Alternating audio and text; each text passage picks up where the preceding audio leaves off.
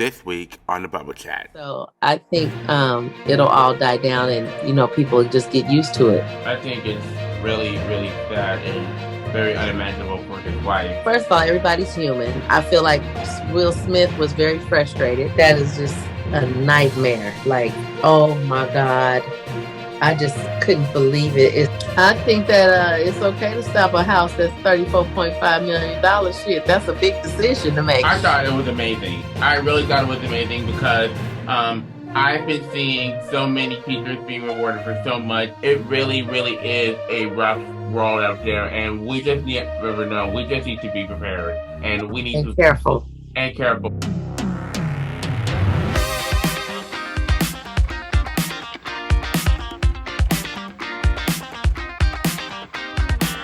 Hello, everyone, and we welcome you all to the Bubble Chat. We hope that everyone is having a great day so far. If you're new, we of course wanted to welcome you along, and as always, we appreciate you subscribing to us wherever you get your podcast. Before we do move on, we do want to let you know that Eve is out today, but she will be back with us pretty soon. We also wanted to acknowledge that March is Women's History Month, and yesterday, March 8th, was International Women's Day. During this month, we celebrated the courageous women who worked tirelessly and courageously for the equality, justice, and opportunity in our nation. Women of color have been fighting for equal rights and opportunity throughout our country's history, and securing equal rights and opportunities throughout our nation. Throughout our country's history as abolitionists, civil rights leaders, suffragists, and labor activists. With that being said, let's spill some tea. Okay, so up first, this past Tuesday, Disney released a trailer for the upcoming film Peter Pan and Wendy that will be released this April on Disney Plus.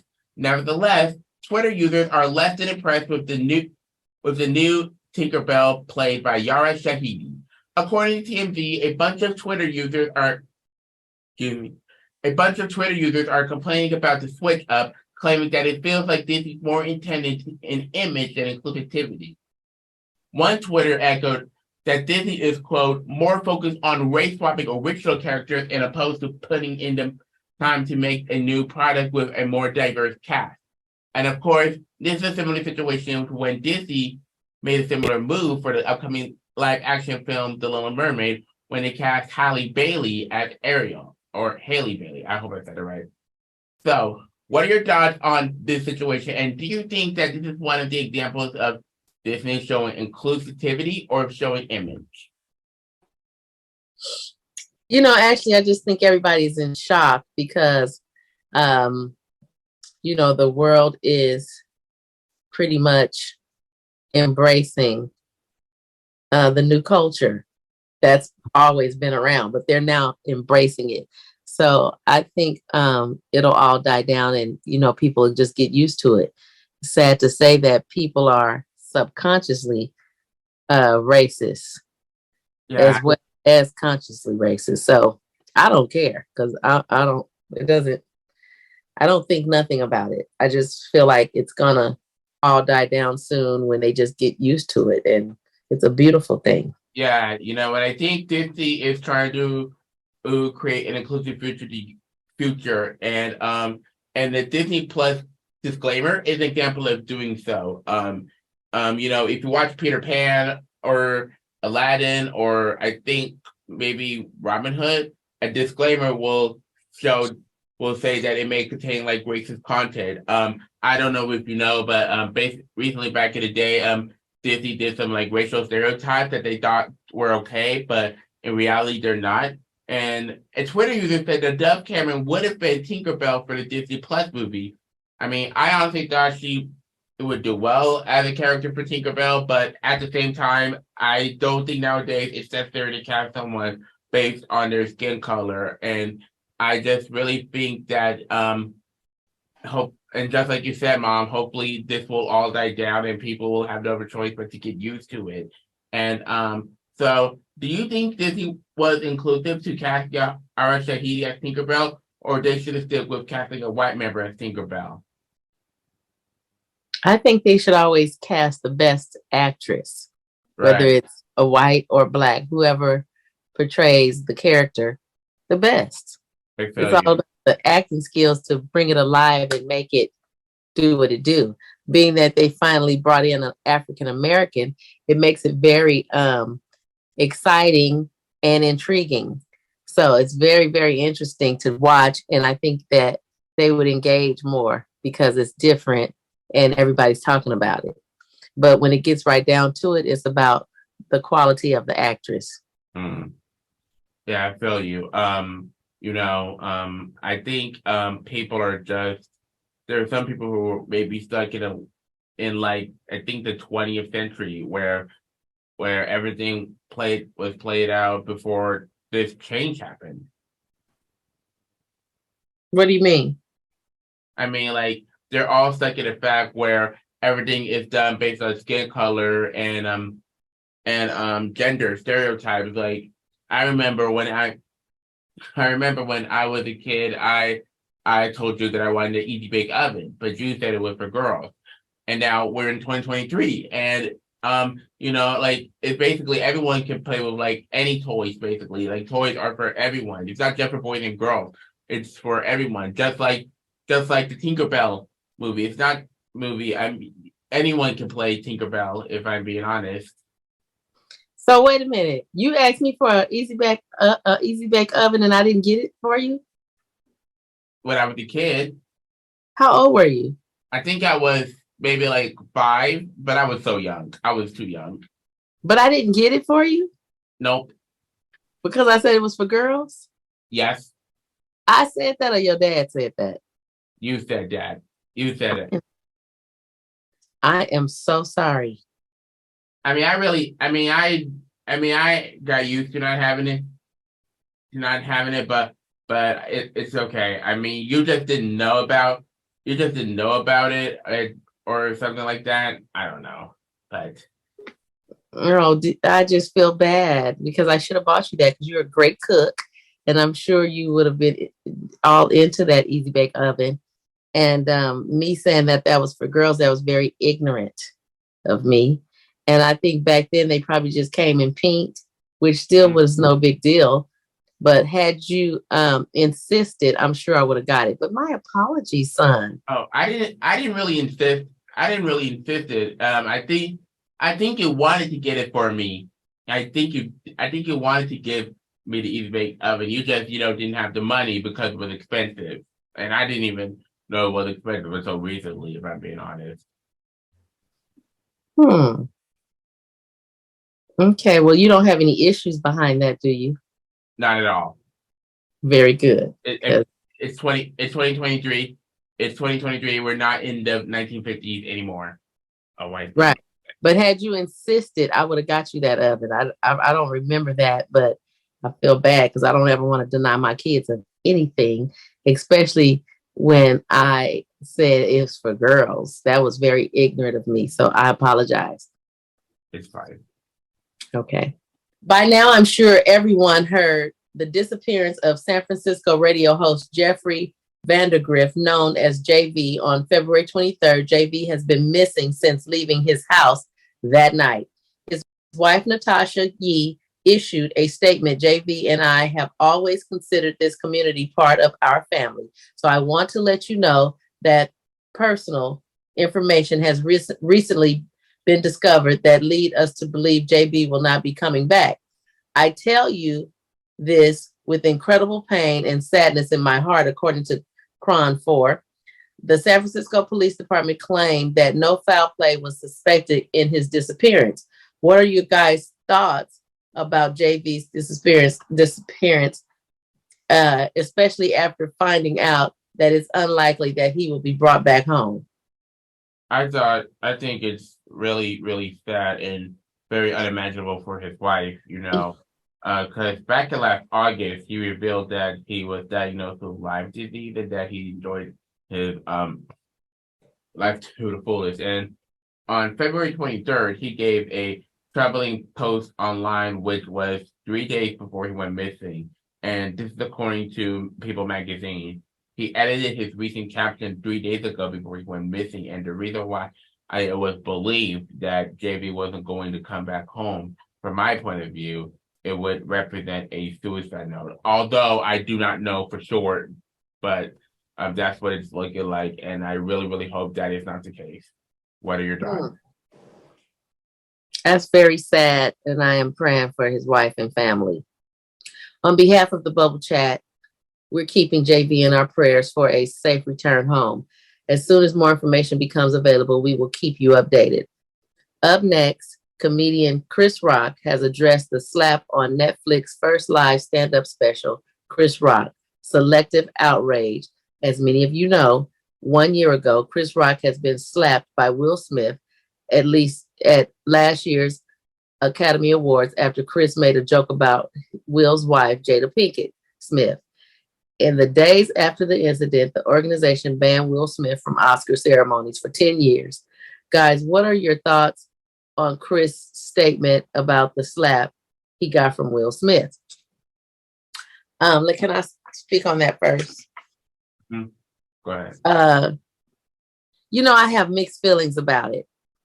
First of all, everybody's human. I feel like Will Smith was very frustrated.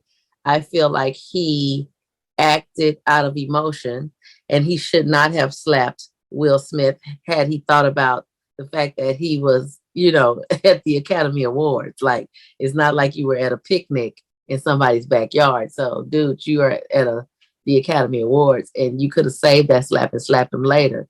But to interrupt the awards, people were not able to. The program didn't go on schedule and all that. So he caused a lot of mishap. So yeah, I think Will Smith was wrong for that. I do believe that Chris Rock was aggravating him, and he is a human being, and that's what happened. It's been said that Chris Rock and Will Smith, I think, may have had it out for each other even before because of Jada. And then he had made a statement about Jada a couple of years back at the Academy Awards that Jada wasn't even invited because she was fighting for blacks to receive awards. And so Chris said something then. So the Academy Awards are scripted. So they're reading a teleprompter. And he did not go by what was on the teleprompter. That was a freestyle slap in the face, really, to Will. So Will got up and physically slapped his ass back. So I really don't, like I said, I have mixed emotions. I don't feel like Will should have been punished for 10 years. But whatever the case now. I think Go ahead. Whatever the case now, Will Smith is getting a lot of backlash about his Netflix special because of some of the jokes. I haven't seen it yet, but I heard he made one joke about women abortion rights. And he said something like, you should be able to get an abortion until the child is 4 years old. So that's like saying you could kill a 4-year-old. So I haven't seen it, but I don't think that was tasteful at all. But now I really want to go see it because, yeah, he started some mess. He did mention Will Smith in his stand-up, and he said something like he went to go see Will Smith's movie. Is it Emancipation? What was the name of Will Smith's movie? I think that's what it is. I don't know for sure. Okay, well, Will was a slave in the movie. So he said he went to go see the movie just to watch Will get his ass whooped. I think that was funny. The joke about having an abortion when the child is 4, I think that was not planned out well. He didn't think hard enough. I would have probably said, you should be able to get an abortion until the child turns 41. Because my mom just told me the other day, it's never too late for an abortion. Make it kind of unreal. Right. But to say that about a 4-year-old, it was just too much for me. Right. I haven't seen it once again, but I think it was important to for Chris to address the situation because everyone was less than impressed by Will's reaction when he was heard joking about Jada. But simultaneously, Will has every right to feel offended and hurt by his joke because Jada was suffering from alopecia and she talked about her struggles with it publicly. I think she even talked about it on the Red Table Talk. Some people said that Chris Rock had every right to joke about it, but because he is a comedian, but some people may take it really, really seriously. So, I mean, I really understand why he made that joke because he's a comedian and comedians joke a lot. But I think some comedians need to be aware of the words they might say and how it might affect people. Mm-hmm. Now, did you watch the Netflix special yet?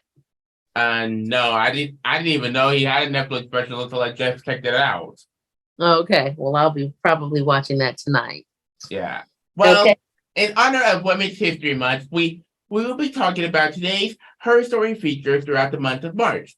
Today's Her Story highlight is a woman who joined the National American Women's Suffrage Association and stood up for women's rights. Her name is Alice Paul. Alice Paul is the vocal leader of the women's suffrage movement of the 20th century. Alice advocated and helped secure passage of the 19th Amendment to the U.S. Constitution, granting women voting rights. She then authorized the Equal Rights Amendment in 1923. Alice Paul and the National Women's Party devotes time on the Equal Rights Amendment to guarantee the women constitutional protection from discrimination.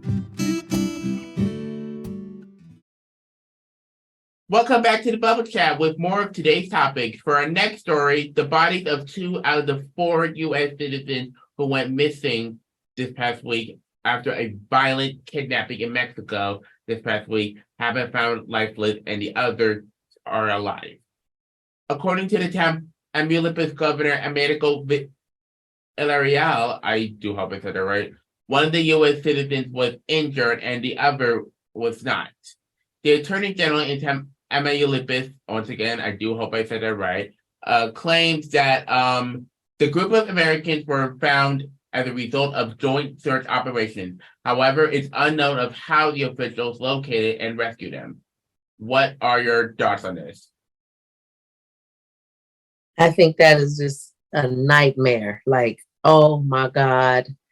I just couldn't believe it. It's like something in the movies. This young lady went to have a tummy tuck done, and I think they were they thought the killers thought that they were someone else, misidentified, and something happened. It was just like a freak accident at the wrong place at the wrong time. Devastating. The young lady had 6 kids, I hear. Oh my God. And yeah, she was just going to get a tummy tuck. Yeah, which makes me nervous when people go out of town to do such a thing, like instead of just getting it done at home. But I guess overseas and like Mexico, you can get it much cheaper. But it's just so frightening, and you just don't know what you're getting, and it's just all around scary. Yeah, a video resurfaced on TMZ of the abduction where 4 people have been kidnapped and 2 were dead and the other 2 survived. And we did mention this before she went to go get a tummy tuck. The 4 were immediately confronted with the gunman as soon as they crossed the border of the Mexico from Texas. And the 2 people that were alive were treated at a local hospital at the U.S. And on behalf of the Bubble Chat, our thoughts and prayers go out to the victim's family and loved ones. Definitely. Okay, up next, TMZ reported that Jennifer Lopez and Ben Affleck stopped the plan on buying a home on the Pacific Palisades for $34.5 million. Jennifer and Ben spotted a mansion this past Tuesday while still in escrow on the other house, and turns out they were not sure about the house they were planning to get. As of now, they are in escrow for another house. It's not known if it's the same house that was looked that past Tuesday. What do you think about this, Joanne? I really don't know much about real estate, nor do I know about finances, but I do understand why they wanted to. I understand their decision to not go with that house because it was because the second time they were escrowing the house and then pulling out after 2 years of searching. And the house in the Pacific Palisades has 4 kitchens, which is why it was so expensive. And they were looking for a house long term to accommodate their blended family. What are your thoughts? I think that it's okay to stop a house that's $34.5 million. Shit, that's a big decision to make. So whatever they needed to do, do it. And I'm just glad to see them together and wish them the best.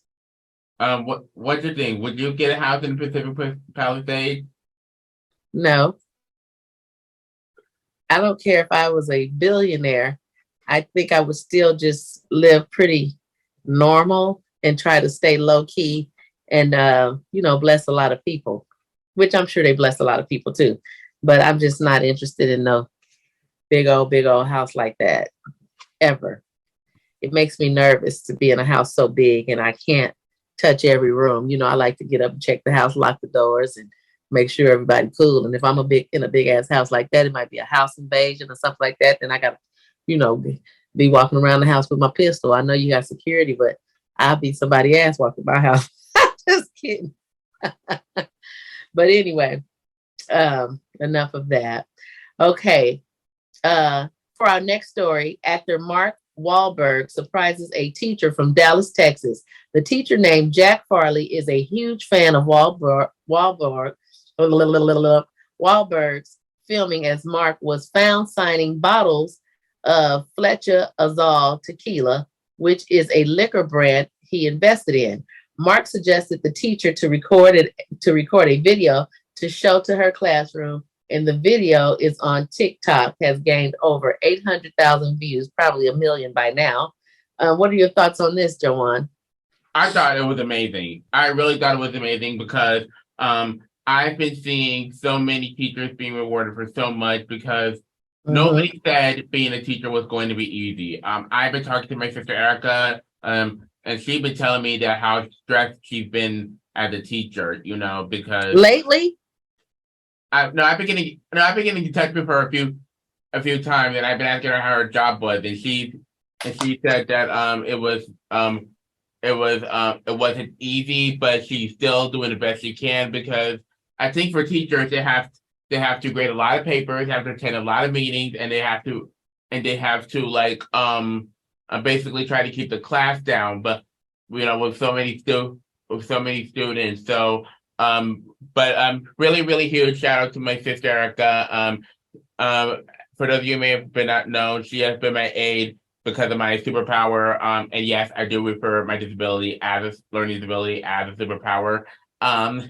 Anyways, she has been my aide from the fourth through the ninth grade, and she's been supportive however she could, and I just love her, and I think she will be so surprised if she found out I shouted her out on this episode.